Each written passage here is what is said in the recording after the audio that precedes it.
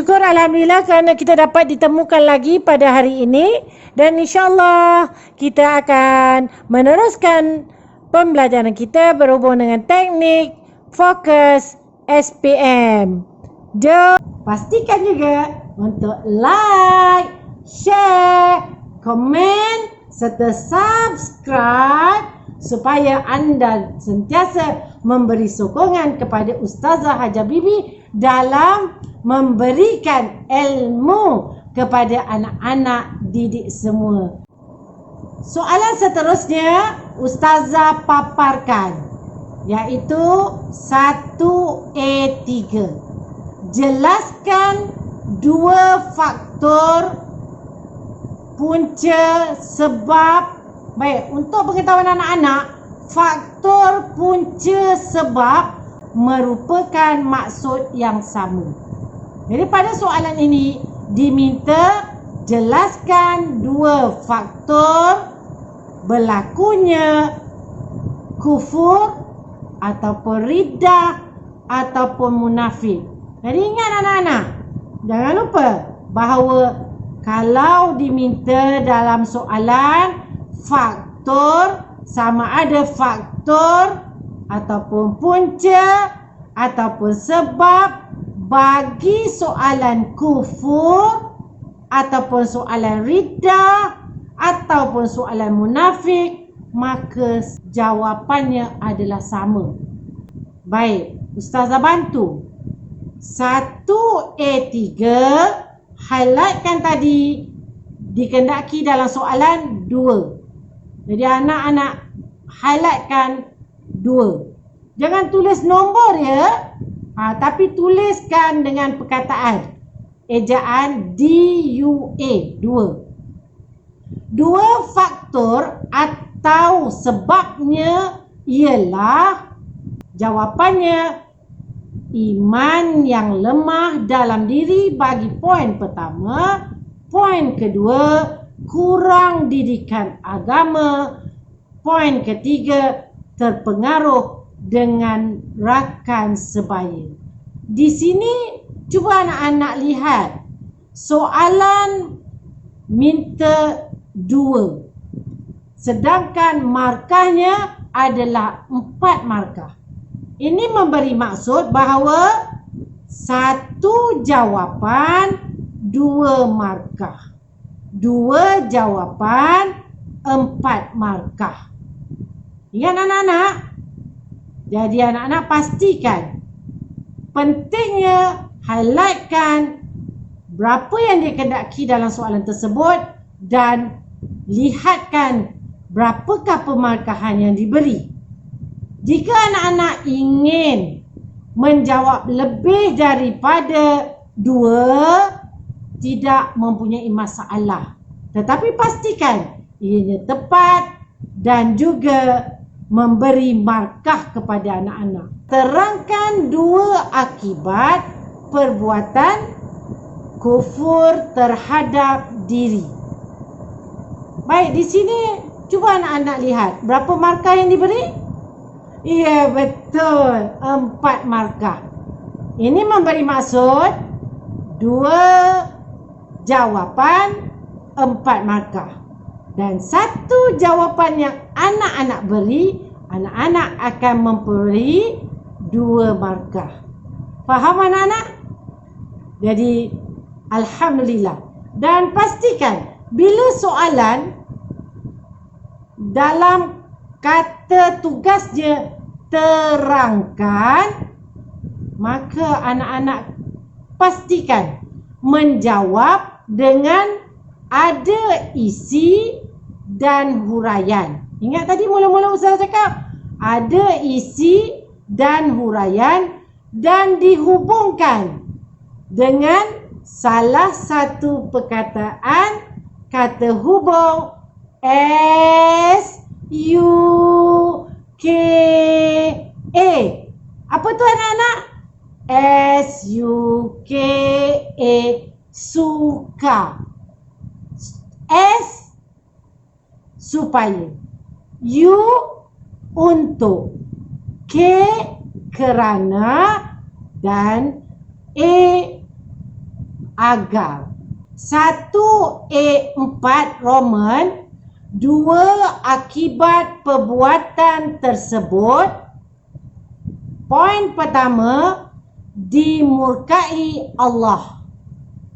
Kenapa Allah murka?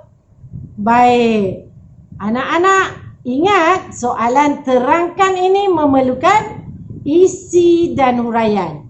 Jadi apakah kata hubung yang perlu kita letak? Kerana atau supaya. Supaya, U untuk, K kerana, A agar. Baik, pilih mana satu yang sesuai anak-anak. Jangan pakai letak tapi tak tahu penggunaan. Bilakah untuk supaya, untuk, kerana, agar. Dimurkai Allah kerana melakukan larangannya. Baik anak-anak, anak-anak kena faham juga bahawa larangannya, nya itu adalah untuk Allah. Jadi N tadi perlu ditulis dengan huruf besar, ya, sebab nama khas. Baik, seterusnya poin kedua, dibenci oleh masyarakat kerana menyebabkan pergaduhan. Apakah kata hubung yang diletakkan antara isi dengan huraian? Kerana. Ya, bagus anak-anak. Teruskan untuk jawapan jiwa tidak tenang. Jiwa tidak tenang itu merupakan isi. Apakah kata hubungnya? Kerana. Baik, dan huraiannya ialah bergelumang dengan dosa.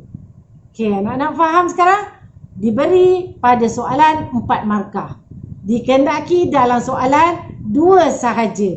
Dan dalam jawapan 1 perlu ada isi dan perlu ada huraian yang dihubungkan dengan SUKA. Soalan seterusnya, 1A, contohnya 1A 4 ke 5 ke, ikutlah pada soalan. Lepas tu jelaskan 2 akibat implikasi. Baik, anak-anak kena faham. Perkataan implikasi, kesan buruk merupakan maksud yang sama. Apa maksudnya? Negatif. Perbuatan. 3 tajuk yang kita fokus, kufur, riddah, munafik, ini adalah sama. Tetapi di sini anak-anak kena highlight juga. Kena faham. Mengikut kehendak soalan. Di hujungnya ada apa? Terhadap masyarakat. Jadi soalannya, jelaskan kata tugas, 2 akibat, 2 merupakan kata kunci yang kita mulakan dengan bilangan dikehendaki melalui soalan. Jadi 2 akibat perbuatan yang penting terhadap masyarakat. Ingat anak-anak, di belakang tu penting yang amat sangat. Sebab di belakang tu kemungkinan kepada kehendak soalan individu, masyarakat ataupun negara. Jadi ianya merupakan jawapan yang berlainan. Okey, 4 markah di sini. Pada jawapan, 2 akibat perbuatan tersebut, masyarakat akan porak-peranda. Ingat anak-anak, soalan ini terhadap masyarakat. Jadi perlunya kita titik beratkan jawapan terhadap masyarakat. Poin kedua, pembangunan tidak dapat dilaksanakan. Dan poin ketiga, ekonomi menjadi mundur. Jawapan kita letakkan di bahagian hujung, 4 markah menurut soalan. Sebab kita memudahkan pemeriksa bahagian penandaan. Jadi terangkan 2 usaha untuk membendung perbuatan kufur, riddah, munafik dalam masyarakat. Apa yang dikehendaki di sini anak-anak? Ya, kata tugasnya terangkan. Jadi kalau terangkan maksudnya ada apa anak-anak? Iya, pandai. Mesti ada isi, mesti ada huraian. Dan di tengah isi dan huraian, kata hubung menggunakan S-U-K-A. S menunjukkan supaya, U menunjukkan untuk, K menunjukkan kerana, A menunjukkan agar. Dua usaha untuk membendung perbuatan tersebut. Poin pertama, menasihati mereka mendekatkan diri kepada Allah untuk menjaga akidah daripada kesesatan. Jadi melaporkan kepada pihak berkuasa supaya diambil tindakan yang sewajarnya. Jawapan tambahan A. Mengajak mereka menghadiri majlis ilmu untuk apa uraian dia? Meningkatkan keimanan. Jadi kita tengok, tuliskan bahagian markah, kita tengok pada soalan. Soalan memberi markahnya 4 markah. Kita ikut sahaja. Jangan kita pula buat markah sendiri. Tidak ya anak-anak? Kita ikut.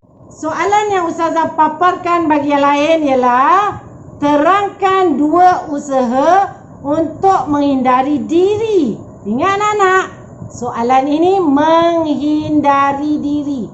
Highlightkan ataupun gariskan anak-anak ya perkataan menghindari diri daripada perbuatan apa di situ?